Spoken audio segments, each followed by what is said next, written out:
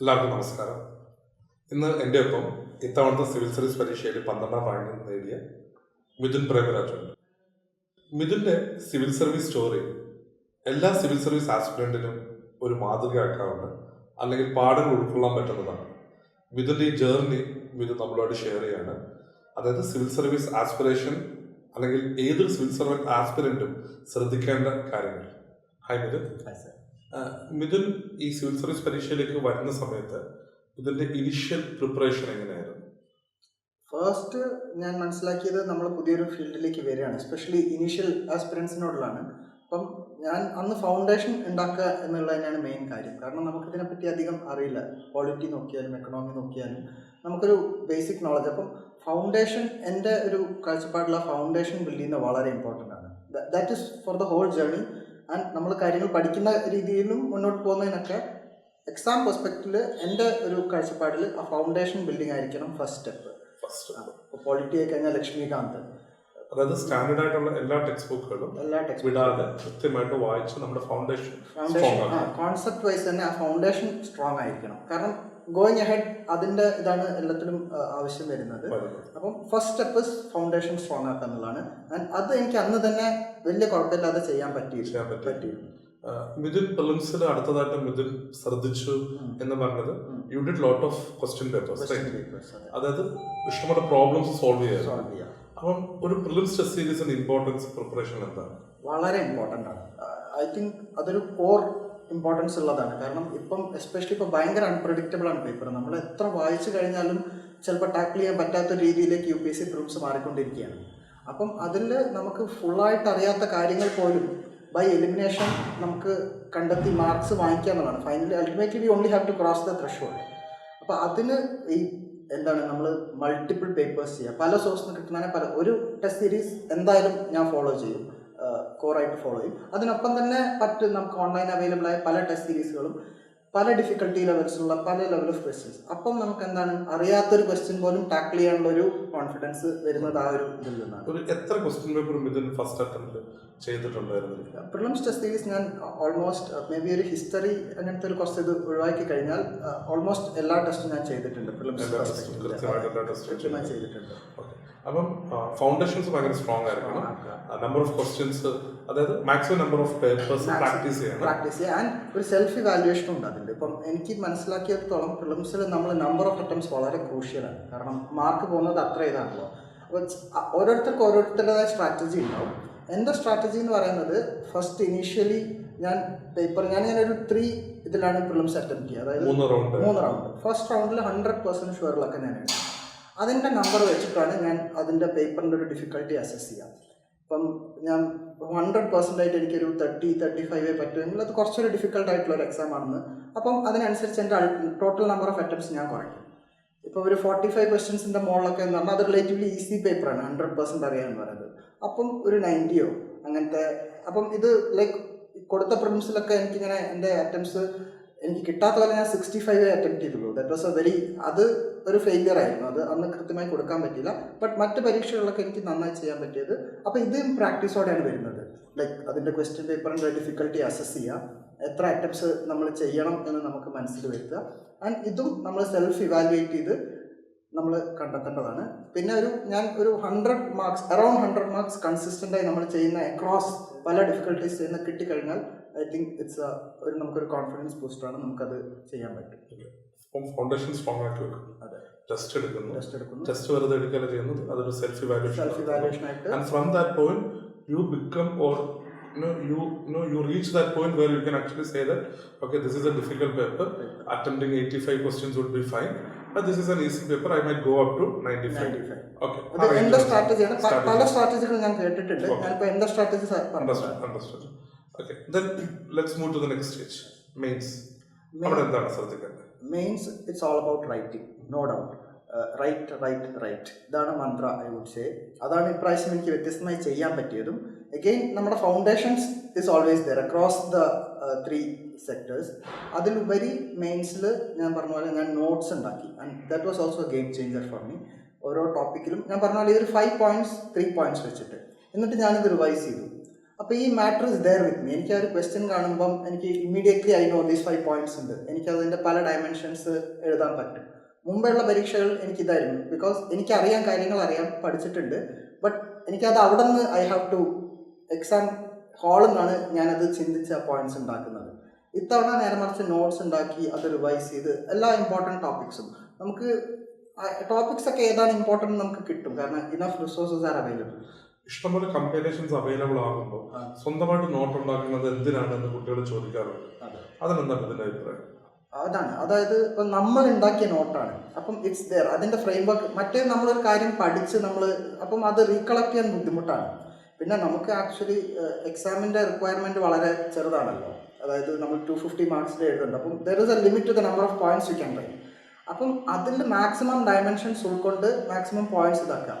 അത് നമ്മൾ നോട്ട്സ് ഉണ്ടാക്കി കഴിഞ്ഞാൽ ഇറ്റ് കംസ് വെരി ഓർഗാനിക്കലി.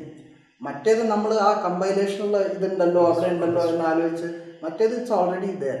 അപ്പം അത് എനിക്ക് എപ്പോഴും ടൈം ഒരു ഇഷ്യൂ ആയിരുന്നു, എക്സാം എഴുതി തീർക്കാത്ത, റൈറ്റിംഗ് സ്പീഡും ലോ ആണ്. അപ്പം ഇത് എനിക്കൊരു ഗെയിം ചേഞ്ചറായി, കാരണം എനിക്ക് ഉടനെ തന്നെ പോയിന്റ്സ് കിട്ടി, ഉടനെ തന്നെ എഴുതാൻ പറ്റി എന്നുള്ളത്. ടൈം മാനേജ്മെന്റ് ഇത്തവണ എങ്ങനെ വ്യത്യസ്തമായിട്ട് ചെയ്യുന്നത്? അതായത് 10 മാർക്കേഴ്സിന് ഇത്ര, 50 മാർക്കേഴ്സിന് ഇത്ര എന്ന് ഓൾറെഡി തീരുമാനിച്ചിരുന്നോ, അതോ ആ സ്പെഷ്യൽ ആ ഫ്ലോയ്ക്ക് വിട്ടുകൊടുത്തു? തീരുമാനിക്കാറുണ്ട് എപ്പോഴും, പക്ഷെ അത് പ്രാക്ടിക്കലി ഇംപ്ലിമെന്റ് ചെയ്യാൻ ഇത്തിരി ബുദ്ധിമുട്ടാണ്. പക്ഷേ ഞാൻ മനസ്സിലാക്കിയത് ഇപ്പം നമ്മൾ കുറച്ച് പോയിന്റ്സ് വെച്ചാൽ മതി. ലൈക്ക് ഓരോ ക്വസ്റ്റ്യനും എനിക്ക് ബുദ്ധിമുട്ടാണ്. അപ്പം നമ്മളിപ്പോൾ ഒരു ഹാഫ് ആൻ അവർ വെച്ച് കഴിഞ്ഞാൽ പിറ്റ് സ്റ്റോപ്പ് വെക്കുക. അപ്പം അതൊരു റിയാലിറ്റി ചെക്കാണ് നമുക്ക്. ഇത്ര സമയമാണല്ലോ ബാക്കി, ഇത്ര ഉണ്ട് എന്നുള്ളത്. അപ്പം ആ ഒരു സ്ട്രാറ്റജിയാണ് ഇത്തവണ ഫോളോ ചെയ്തത്. അതായത് മെയിൻസിലേക്ക് വന്നപ്പോൾ ഫൗണ്ടേഷൻ ഓഫ് ദ പ്രിലിംസ് അല്ലെങ്കിൽ ആ basic foundation is there. You started doing mains, you started preparing your own notes, then continuously അത് റിവൈസ് ചെയ്ത് മുമ്പത്തെ പരീക്ഷകൾ റിവൈസ് ചെയ്യാൻ പറ്റും. കാരണം നമ്മൾ കമ്പൈലേഷൻ നോക്കി കഴിഞ്ഞാൽ ഇറ്റ്സ് വാസ്റ്റാണ്, ഭയങ്കര വാസ്റ്റാണ്. അപ്പം നോട്ട്സ് വരുമ്പം we have a concise material. അതും ഞാൻ ചെറിയ പേപ്പർ ചിറ്റ്സിലാണ് ഞാൻ ഉണ്ടാക്കുക. It's easy to carry, I carry it around. ചിലപ്പോൾ ലെഷറുള്ള സമയത്തൊക്കെ ഞാൻ ജസ്റ്റ് എടുത്ത് നോക്കും. അത് റീഇൻഫോഴ്സ് ചെയ്യാൻ, അത് മെമ്മറി റീഇൻഫോഴ്സ് ചെയ്യാനുള്ളൊരു ടെക്നിക്കാണത്. പിന്നെ ഓൾസോ പിന്നെ സ്ട്രക്ചറിങ് ദ ആൻസർ വളരെ ഇമ്പോർട്ടൻ്റ് ആണല്ലോ. അപ്പം ഒന്ന് എനിക്ക് തോന്നുന്നത്, എനിക്ക് കുറച്ചൊരു നാച്ചുറൽ ആൻസർ റൈറ്റിംഗ് ഉള്ളൊരു ഇത് എനിക്കുണ്ട്, സ്കില്ലുണ്ട്. ബട്ട് അതിൻ്റെ മുകളിൽ വർക്ക് ചെയ്യണം. അതായത് കണ്ടന്റും കൂടെ എൻഷുർ ചെയ്തപ്പോഴത്തേക്കും അതെ. പിന്നെ ഞാൻ ഇത്തവണ ഒരു സ്ട്രാറ്റജി കൂടെ യൂസ് ചെയ്തിരുന്നു. അതായത് നമുക്ക് ആൻസർ എഴുതുന്നത് ടൈം ലിമിറ്റേഷൻ ഉണ്ട്. നമ്മൾ ഇത്രയും ആൻസർ ഡെയിലി എഴുതാൻ നോക്കും. അപ്പോൾ അതിനൊപ്പം തന്നെ ഞാൻ ഈ പ്രിലിംസിൻ്റെ ഒരു സ്ട്രാറ്റജി ഇതിൽ ഇംപ്ലിമെൻറ്റ് ചെയ്യാം. അതായത് മറ്റേ ക്വസ്റ്റ്യൻ നോക്കുന്ന പോലെ ഞാൻ ക്വസ്റ്റ്യനും സൊല്യൂഷനും എടുത്ത് വയ്ക്കും. എന്നിട്ട് കുറേ ക്വസ്റ്റ്യൻസ് ഞാൻ നോക്കും, മനസ്സിൽ അതൊന്ന് പെട്ടെന്ന് അനലൈസ് ചെയ്ത് അതിൻ്റെ ഒരു ആൻസർ സ്ട്രക്ചർ ഞാൻ മനസ്സിലുണ്ടാക്കി ഞാൻ കുറച്ച് പോയിന്റ്സ് ഓർത്ത് വയ്ക്കും. എന്നിട്ട് ഞാൻ സൊല്യൂഷൻ നോക്കും. അപ്പം കുറേ ക്വസ്റ്റ്യൻസ് കവർ ചെയ്യാൻ പറ്റി. അപ്പം പല ഡയമെൻഷൻസ് ഓഫ് ക്വസ്റ്റ്യൻസ് നമുക്ക് ഇങ്ങനെ കിട്ടും. ഒരു ചെറിയ ക്വസ്റ്റ്യൻ പേപ്പർ എടുക്കുന്നു, വിത്ത് ആൻസർ ഒക്കെ ഉള്ളത്, ചോദ്യം വായിക്കുന്നു, അതിന്റെ പോയിന്റ്സ് നമ്മൾ തന്നെ ഫിനിഷ് ചെയ്തിട്ട് then we look back again to the answer. അപ്പോൾ നമുക്ക് മനസ്സിലാവും എന്തൊക്കെയാണ് മിസ്സാക്കിയത്, ആഡ് ഓൺ ചെയ്യാനുള്ളത്. ആൻഡ് നമ്മൾ എഴുതുന്ന പ്രാക്ടീസ് വളരെ ഇമ്പോർട്ടൻ്റ് ആണ്. But this gives wide coverage. So എഴുത്തിനൊപ്പം ഒരു മെന്റൽ പ്രാക്ടീസ്. കാരണം എനിക്ക് തോന്നിയത് ആ മെയിൻസിന്റെ സമയത്ത് that process is very important. Question on the spot analyse ചെയ്ത് ഒരു സ്ട്രക്ചേർഡ് ആൻസർ എഴുതി ഉണ്ടാക്കുക എന്നുള്ളത്. അപ്പം this practice help me a lot in that. When it comes to the optional geography, അവിടെ എന്താണ്, കാരണം from the medicine or the medical field to a social subjects like, I mean geography ഒരു scientific background ഉള്ള subject ആണ്. But എന്തായിരുന്നു ജോഗ്രഫിയിലെ ഒരു tactics? Geography ഞാൻ നിഖിൽ സാറിൻ്റെ കൂടെയാണ് ഫുള്ളായിട്ട് ചെയ്തത്. അപ്പം ഞാൻ മനസ്സിലാക്കിയത് ഓവർ ദ ഇയേഴ്സ്, ഒന്ന് ഇതൊരു വളറ്റൈൽ സബ്ജക്റ്റ് ആണ് സ്വല്പം. എല്ലാ സബ്ജക്റ്റിനും അതുണ്ട്, ups and downs in the cycles ഉണ്ട്. ജോഗ്രഫിയിൽ പ്രത്യേകിച്ച് വൈഡ് റീഡിങ് ഭയങ്കരമായിട്ട് ആവശ്യമാണെന്ന് ഞാൻ മനസ്സിലാക്കി. അതായത് GS-നെ പോലെയല്ല, it requires A much wider reading. കാരണം ക്വസ്റ്റ്യൻ പേപ്പേഴ്സിൻ്റെ ട്രെൻഡ് നോക്കിക്കഴിഞ്ഞാലും വളരെ ബ്രോഡാണ് അവരുടെ ഫീൽഡിലെ ക്വസ്റ്റ്യൻസ് ചോദിക്കുന്നത്. അപ്പോൾ ഇത്തവണ ഞാൻ ആക്ച്വലി ഒന്ന് നമ്മുടെ ക്ലാസ് റൂം സെഷൻ്റെ നോട്ട്സ് എൻ്റെ കയ്യിലുണ്ട്. അതിൽ ഇപ്പോൾ വാല്യൂ ആഡഡ് മെറ്റീരിയൽ എന്ന് പറഞ്ഞ iLearnൻ്റെ ഇതുണ്ടായിരുന്നു. അപ്പോൾ അതായിരുന്നു ഇപ്രാവശ്യം എൻ്റെ നോട്ട്സും ഈ വാല്യൂ ആഡഡ് മെറ്റീരിയൽ ആയിരുന്നു എൻ്റെ. And it has pretty like നല്ല കോംപ്രഹെൻസീവ് കവറേജ് ആണ്. അത് ഫുള്ളായിട്ട് പഠിച്ച് തീർക്കാന്ന് പറഞ്ഞാൽ ബുദ്ധിമുട്ടാണ്. ബട്ട് നമുക്ക് മുമ്പത്തെ ക്വസ്റ്റ്യൻ പേപ്പേഴ്സ് അനലൈസ് ചെയ്ത് നമുക്കറിയാം എന്തൊക്കെ ടോപ്പിക്കാണ് നമ്മൾ യൂഷ്വലി പഠിക്കാത്തതെന്ന് അവർ ചോദിച്ചിട്ടുള്ളത് എന്നുള്ളത് മനസ്സിലാവും. അപ്പം ബ്രോഡ് റീഡിങ് ആണ് ഫസ്റ്റ് മസ്റ്റ് സാധനം. പിന്നെ ഉള്ളത് റൈറ്റിംഗ് പ്രാക്ടീസ്. അത് ഗോസ് വിത്തൗട്ട് സെയിം. മെയിൻസിനെ പോലെ തന്നെ എഴുതി പ്രാക്ടീസ് ചെയ്യേണ്ട ഒരു കാര്യമാണ്. ഡെയിലി ബേസിൽ ആൻസർ റൈറ്റ് ചെയ്യാം. പിന്നെ ഉള്ളത് മാപ്സ്, ഡയഗ്രാംസ്, ഫ്ലോ ചാർട്ട്സ് ആണ്. പ്രത്യേകിച്ച് എനിക്ക് ജോഗ്രഫി 1 ലൈക്ക് എഴുതുന്നതിലുപരി there are lot of questions നമുക്ക് ആരോ ഇട്ടിട്ടോ ഫ്ലോ ചാർട്ട് വെച്ചിട്ടോ ഒരു ഡയഗ്രം വെച്ചിട്ടോ അപ്പോൾ അത്രയും ടൈമും ലാഭിക്കാം. It becomes visually more presentable ആണ്, എക്സാമിനർക്കും കറക്റ്റ് ചെയ്യാൻ എളുപ്പമാണ്, ആൻഡ് അതിൻ്റെ ഒരു ജിസ്റ്റ് കിട്ടുന്ന. അപ്പം അങ്ങനത്തെ എനിക്ക് പെട്ടെന്ന് എഴുതാനുള്ളൊരു ഇതുണ്ട്. അപ്പം മാത്രമല്ല ഇത്തവണ സാറ് പറയുന്നതാണ് എപ്പോഴും നമ്മളൊരു നോട്ട് വെക്കാൻ, അതായത് ഡയഗ്രാംസും മാപ്സും നമ്മളായിട്ട് തന്നെ ഉണ്ടാക്കുക. അത് നമ്മൾ തന്നെ വരച്ച് ഒരു നോട്ട്ബുക്ക് മാപ്പായാലോ ഡയഗ്രാം ആയാലോ ഒരു ഇതായാലോ ആ ഒരു നോട്ട് ഉണ്ടെങ്കിലും റിവിഷന് ഭയങ്കര ഹെൽപ്ഫുൾ ആണ്. ആൻഡ് നമ്മൾ അവിടെ നിന്ന് ചിന്തിച്ച് എഴുതേണ്ട ആവശ്യമില്ല, ഇറ്റ് കംസ് ഓട്ടോമാറ്റിക്കലി. അപ്പം ഈ ജോഗ്രഫീൻ്റെ വൈഡ് റീഡിങ് ഒന്ന്, പിന്നെ റൈറ്റിംഗ് ആസ് യൂഷ്വൽ എവ്രിവെയർ, പിന്നെ മാപ്സ് എല്ലാം നേരത്തെ പ്രിപ്പയർ ചെയ്ത് വെച്ചു. Case studies also very very important. നേരത്തെ പ്രിപ്പയർ ചെയ്ത് വെച്ച് കഴിഞ്ഞാൽ വളരെ ഹെൽപ്ഫുൾ ആണ്. So you are well prepared for geography. Right? And I believe you got somewhere in the range of 290 also, which is an exceptionally good mark for you. Yes. Okay. But GS 1, 2, 3, 4 പോലെ തന്നെ important essay. എസ്സേക്ക് എന്തെങ്കിലും പ്രത്യേക strategy വല്ലതും adopt ചെയ്തിട്ടുണ്ടായിരുന്നു? Essay സത്യം പറഞ്ഞാൽ ഇല്ല. കാരണം essay I M comfortable in writing essays. അപ്പം ഈവൻ ഞാൻ ഫസ്റ്റ് തൊട്ട് ലൈക്ക് ടെസ്റ്റ് സീരീസിൽ ഞാൻ യൂഷ്വലി എസ്സേ എഴുതാറില്ല, കാരണം എനിക്കത് ഓർഗാനിക്കായി എഴുതാൻ പറ്റും. പിന്നെ ഞാൻ ആകെ ചെയ്യുന്നൊരു പ്രാക്ടീസ് എന്ന് പറഞ്ഞാൽ ഞാൻ പോകുന്നതിൻ്റെ രാവിലെ ഞാൻ കുറച്ച് കോഡ്സ് വായിക്കും. Like I know broad. അതൊരു ടെക്നിക്കാണ്, അതൊരു വൈഡ് ഇതല്ല. നമുക്കൊരു എസ്സേ ഒന്ന് ജസ്റ്റ് ഒന്ന് എൻട്രി ചെയ്യാം, മേ ബി 1 or 2 പോയിന്റ്സ് കിട്ടാനാണ്. ബട്ട് പലപ്പോഴും ഒരു 10 കോട്ട് വായിച്ചാൽ തന്നെ അതിൽ നമുക്ക് മിക്ക എസ്സേയിലും വി ക്യാൻ ആഡ് ഇറ്റ്. അതിലൊരു 100 കോട്ട് വായിക്കേണ്ട ആവശ്യമൊന്നും എനിക്ക് തോന്നിയിട്ടില്ല. ചിലപ്പം കോട്ടും ആവശ്യമില്ല, ഒന്നും ഇല്ലെങ്കിലും നമുക്ക് എഴുതാൻ പറ്റും. അത് നമ്മുടെ ഓർഗാനിക്കലി പോകുന്നതാണ്. പിന്നെ ഇത്തവണ ഞാനൊരു ഫിലോസഫിക്കൽ എസ്സേ ആണ് ഞാൻ എഴുതിയത്. ഇത്തവണത്തെ essay I think questions were very, അതുകൊണ്ട് എൻ്റെ ഇൻട്രസ്റ്റ് ആയതുകൊണ്ട് എസ്സേ ഈ 3 സ്റ്റേജിൽ ഏറ്റവും ലാസ്റ്റ് സ്റ്റേജാണ് ഇന്റർവ്യൂ. അപ്പം it is not an interview to be exact. എല്ലാവരും സിവിൽ സർവീസ് ഇന്റർവ്യൂ എന്ന് വിളിച്ചാൽ that is actually the personality test. So how well I mean how was your preparation for the personality test? DAF തൊട്ട് എങ്ങനെയായിരുന്നു ചെയ്തിരുന്നത്? ഞാൻ personality ടെസ്റ്റിൽ ഞാൻ ജെനുവിനിറ്റിയാണ് I think value. കാരണം ഡാഫ് നമ്മൾ ഫില്ല് ചെയ്യുമ്പോഴും എനിക്കങ്ങനെ ഭയങ്കരമായിട്ടൊന്ന് ഇതാക്കി തോന്നിയിട്ടില്ല. നമ്മൾ നാച്ചുറലി ഉള്ള കാര്യങ്ങൾ ഫില്ല് ചെയ്ത് കഴിഞ്ഞാൽ ഇറ്റ് ഈസ് ഫൈൻ എന്നാണ്.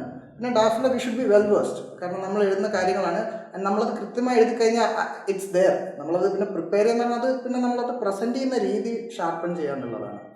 പിന്നെ കോൺഫിഡൻസ് വളരെ കീ ആണ്. അത് എൻ്റെ എക്സ്പീരിയൻസിന് എനിക്ക് മനസ്സിലായിട്ടുണ്ട്. അപ്പം നമ്മൾ ആ ദിവസം ലൈക്ക് ഫുൾ കോൺഫിഡൻ്റ് ആയിട്ട് പോയി കഴിഞ്ഞാൽ തന്നെ പറയാൻ എളുപ്പമാണ്, ബട്ട് അത് പ്രാക്ടീസിലേക്ക് കൊണ്ടുവരണമെങ്കിൽ അവിടെയാണ് പേഴ്സണാലിറ്റി ടെസ്റ്റിൻ്റെ ചാലഞ്ച് ആയി തിങ്ക്. അത് ഞാൻ പറയുന്നത് നമ്മൾ പേഴ്സണാലിറ്റി തന്നെ റിഫൈൻ ചെയ്യാൻ ശ്രമിക്കുക എന്നുള്ളതാണ് മേ ബി ബെസ്റ്റ് തിങ്. അതായത് നമ്മൾ ചെയ്യുന്ന കാര്യങ്ങളൊക്കെ നമ്മൾ കുറച്ചൊരു ഉത്തമ ബോധ്യത്തോടെ എൻഗേജ് ചെയ്ത് ചെയ്യുക. നമ്മളെ പറ്റി തന്നെ നമ്മളൊന്ന് അനലൈസ് ചെയ്ത് നമ്മുടെ ഡ്രോബാക്സ് ഒക്കെ ഒന്ന് മനസ്സിലാക്കുക. നമ്മളെ ഹോബീസൊക്കെ ഉണ്ടത് ഞാൻ പറഞ്ഞില്ലേ, എക്സാമിനേഷൻ ദിസ് ഈസ് ലൈഫ്. അപ്പം നോർമലി നമ്മളത് ചെയ്യുന്ന കാര്യങ്ങളാണ്, ഇത് നന്നായി ഒരു ഇതോടെ ചെയ്യുക. പിന്നെ കറണ്ട് അഫയേഴ്സ് നല്ലൊരു ഇത് വേണം. എൻ്റെ പേഴ്സണലി എനിക്ക് ഇൻ്റർവ്യൂസിൽ അങ്ങനെ ഫാക്ച്വലായിട്ട് വളരെ കുറച്ചേ വന്നിട്ടുള്ളൂ. ബട്ട് ഞാൻ പലരുടെയും കേട്ടിട്ടുണ്ട് ഫാക്ച്വൽ ചോദ്യങ്ങൾ ചോദിക്കുന്നത്. എസ്പെഷ്യലി ഐ തിങ്ക് ഇക്കൊല്ലം ആൾക്കാരെടുത്ത ഓപ്ഷണലിൻ്റെ ബേസിലും അവരുടെ ഗ്രാജുവേഷൻ്റെ ബേസിലൊക്കെ ചോദ്യങ്ങൾ വന്നിട്ടുണ്ട്. സോ ആ ഒരു പ്രിപ്പറേഷൻ അതാണ് ഞാൻ പറഞ്ഞത്. നമ്മൾ ഓതൻറ്റിക്കായിട്ട് പോകുന്നതാണെങ്കിൽ ദിസ് വിൽ ബിക്കം ഈസിയർ. പത്രം വായിക്കുക. ഞാൻ മെയിൻസിനും ഞാൻ പറയാൻ വിട്ടുപോയതാണ്, ഒപ്പീനിയൻ പേജാണ് like I feel the most valuable for civil services exam. കാരണം മറ്റ് ന്യൂസ് നമുക്ക് എങ്ങനെയായാലും കിട്ടും, പക്ഷേ ഒപ്പീനിയൻ പേജ് ഒന്ന് ആൻസർ റൈറ്റിങ്ങിൻ്റെ ഒരു സ്റ്റൈല് എങ്ങനെ ആർട്ടിക്കുലേറ്റ് ചെയ്യാന്നുള്ളൊരു സ്റ്റൈൽ കിട്ടും. പിന്നെ ഡയമെൻഷൻസ്, മൾട്ടിപ്പിൾ ഡയമെൻഷൻസ് നമുക്ക് ഇതിൽ നിന്ന് കിട്ടും പല എക്സ്പേർട്സിൻ്റെ. അപ്പം ഇൻ്റർവ്യൂവിനും ഞാൻ സാധാരണ ചെയ്യാന്ന് പറഞ്ഞാൽ പേപ്പർ വായിച്ചില്ലെങ്കിൽ പോലും ഞാൻ ഒപ്പീനിയൻ പേജ് എടുത്ത് വായിക്കും, ഒരു 2-3 പേപ്പറിൻ്റെ ഒപ്പീനിയൻ പേജ്. കാരണം ഇൻ്റർവ്യൂവിൽ അതാണ് വരിക. അപ്പം ഒപ്പീനിയൻ പേജ് വായിക്കുക, പേഴ്സണാലിറ്റി റിഫൈൻ ചെയ്യുക, കാര്യങ്ങൾ ചെയ്യുക, കോൺഫിഡൻ്റ് ആവാനുള്ള I think true to the ഡാഫ്. കോൺഫിഡൻ്റ് ആവാൻ നമ്മൾ നമ്മുടേതായ രീതി കണ്ടെത്തേണ്ടി വരും. അത് വളരെ സ്പെസിഫിക് ആയിരിക്കുമല്ലോ. So you talked about what to do in the beginning, the prelims, mains, the interview. But many times aspirants actually ശരിക്കും ഈ പ്രിപ്പറേഷൻ സ്റ്റേജിൽ ജീവിക്കാൻ മറന്നു പോകുന്നു തോന്നാറുണ്ട് അല്ലെ, ഫുൾ ഓൺ ഈ പരീക്ഷയുടെ പിന്നിൽ പോകുന്നത്. അപ്പം എങ്ങനെയാണ് ഒരു ആസ്പിറന്റ് ജീവിക്കേണ്ടത് ഈ സമയത്ത്? എൻ്റെ ഒരു എക്സ്പീരിയൻസ് വെച്ചിട്ട് ഞാൻ പറയാം. കാരണം ഞാനിപ്പം 5 അറ്റംപ്റ്റ് ആയി, പക്ഷേ എനിക്കൊരു ലൈക്ക് ഭയങ്കര അപ്സ് ആൻഡ് ഡൗൺസ് ഉണ്ട്. ഒന്ന് എക്സാം പ്രോസസ്സ് ലോങ് ആണ്, നമുക്കൊന്നും ചെയ്യാൻ പറ്റുന്നില്ല, നമ്മളെ പാഷനോ അല്ലെങ്കിൽ ഇതൊന്നും ഫോളോ ചെയ്യാൻ പറ്റുന്നില്ല, നമ്മളൊരു ജോബിലേക്ക് കയറുന്നില്ല എന്നുള്ളൊരു വിഷമം കണ്ട് ഡിപ്രഷൻസ് നമുക്ക് ഉണ്ടാവാറുണ്ട്. ബട്ട് എന്നെ ഓവറോൾ മോട്ടിവേറ്റ് ചെയ്യുന്നതെന്ന് പറഞ്ഞാൽ ഈ ഒരു ജേർണി തന്നെ ഞാൻ ലൈക്ക് എൻജോയ് ചെയ്തിട്ടുണ്ട്. അതായത് ഇപ്പം ഫെയിലിയേഴ്സ് എന്ന് നമ്മൾ പറയുന്നു, but these are life lessons. അപ്പം പിന്നെ വേറൊന്ന് എൻ്റെ മനസ്സിലെപ്പോഴുള്ളത്, ഞാൻ ആരാണ്, എൻ്റെ കാഴ്ചപ്പാടുകൾ, എൻ്റെ സ്കിൽസ്, ഇതൊക്കെ it's there. It's not dependent on the exam. That is what who you are, who anyone is. അപ്പോൾ അത് എപ്പോഴും ഉണ്ട്. നമുക്ക് എപ്പോഴും അതിനുള്ള അവസരം ഇന്ന് അല്ലെങ്കിൽ നാളെ ഇതിൽ അല്ലെങ്കിൽ മറ്റൊരു ഫീൽഡിൽ അത് വരും. അപ്പോൾ ആ ഒരു രീതിയിലാണ് ഞാൻ ജീവിതത്തെ കണ്ടത്. അങ്ങനെ തന്നെ ഈ എൻജോയ് ചെയ്ത് പഠിക്കുന്ന കാര്യം ഞാൻ പറഞ്ഞത്, നമ്മൾ get immerse into it. ഞാനൊരു പവർ ഓഫ് നൗ എന്ന ഒരു പുസ്തകമൊക്കെ വായിച്ചിട്ടായിരുന്നു ഇപ്രാവശ്യം എനിക്ക് ആ ഒരു തോട്ട് കിട്ടിയത്. അങ്ങനത്തെ കുറച്ചുണ്ട്, live in the moment, power of now, mindfulness. അപ്പോൾ ഇതൊക്കെയായിരുന്നു എന്നെ ഭയങ്കരമായിട്ട് ഹെൽപ്പ് ചെയ്ത് ഇത്തവണ പഠിക്കാൻ. കാരണം then learning also becomes an enjoyable experience. അപ്പോൾ മെയിൻസ് എഴുതുമ്പോൾ തന്നെ നമുക്കൊരു മോട്ടിവേഷൻ ആണോ, ഇതിപ്പോൾ തീർക്കാലോ. മറ്റേ മുമ്പ് അയ്യോ ഇതുണ്ടല്ലോ, ഇത് തീർക്കാൻ പറ്റില്ലല്ലോ എന്നാണ്. അപ്പം ആ ഒരു ചേഞ്ച് ഇപ്രാവശ്യം ഉണ്ടായിരുന്നു. See, you are a doctor, so you know the importance of physical health and mental health. So how important is it for an aspirant community? So you are doing the meditation and you are eating good and you are doing exercises and all. So how did it translate? I mean, what is the importance of being mentally and physically health for this examination? It's very important. നമ്മളിപ്പം വെറുതെ പറയുന്നത് പോലും അല്ല, actually അതിന് നമ്മളതൊരു ആ ലെവലിൽ analyse ചെയ്യുന്നത്. കാരണം നമ്മുടെ പെർഫോമൻസ് എന്ന് പറഞ്ഞാൽ ഈ പഠിത്തം മാത്രമല്ല, ഈ ഫാക്ടേഴ്സ് ഒക്കെ ആക്ച്വലി കോൺട്രിബ്യൂട്ട് ചെയ്യുന്നുണ്ട്. നമ്മളിപ്പോൾ ആ ഒരു ലെവലിൽ അനലൈസ് ചെയ്യുന്നത്. അപ്പം നമ്മൾ വിചാരിക്കുന്നത് ടൈം വേസ്റ്റ് ആക്കുന്നതാണല്ലോ. ടൈം വേസ്റ്റ് ആക്കുന്നതല്ല, that is making you efficient. ഇപ്പം എക്സസൈസ് ചെയ്യുമ്പോൾ നമ്മൾ വിചാരിക്കുമോ ഇതിൻ്റെ ഇടയിൽ സമയമില്ല, ബട്ട് നോ, അത് നമ്മുടെ ഓക്സിജൻ ഫ്ലോ കൂട്ടും, നമ്മുടെ എനർജി ലെവൽസ് കൂട്ടും. പിന്നെ അൾട്ടിമേറ്റ്ലി നമ്മൾ പഠിച്ചിരിക്കും. ഞാൻ എപ്പോഴും വിശ്വസിക്കുന്നത് ക്വാളിറ്റി ലേണിങ്ങിലാണ്. More than time of learning, it's like how much effort you put in to, how much concentration, എത്ര എൻഗേജ് ചെയ്യുന്നു നമ്മൾ ആ പ്രോസസ്സുമായിട്ട്. ആ പ്രോസസ്സിനെ ഷാർപ്പൺ ചെയ്യുന്ന എല്ലാ കാര്യങ്ങളും നല്ലതാണ്. അതിന് റിലാക്സേഷൻ വേണം, എക്സസൈസ് വേണം, നല്ല ഫുഡ് വേണം, മാനസികമായി റിലാക്സ്ഡ് ആയിരിക്കണം. അതും അൾട്ടിമേറ്റ്ലി ഇതൊക്കെയാണ് എന്താണ് നമ്മുടെ ലൈഫ് എക്സ്പീരിയൻസ്. അത് നമ്മുടെ പ്രിപ്പറേഷനും കൂടെ ആകുമ്പം I think it becomes A beautiful journey. So I would like to thank Mithun for these wonderful lessons, and I hope that all the aspirants will actually take up this in their life and be successful life. Thank you, Mithun. Thank you, sir. Thank you.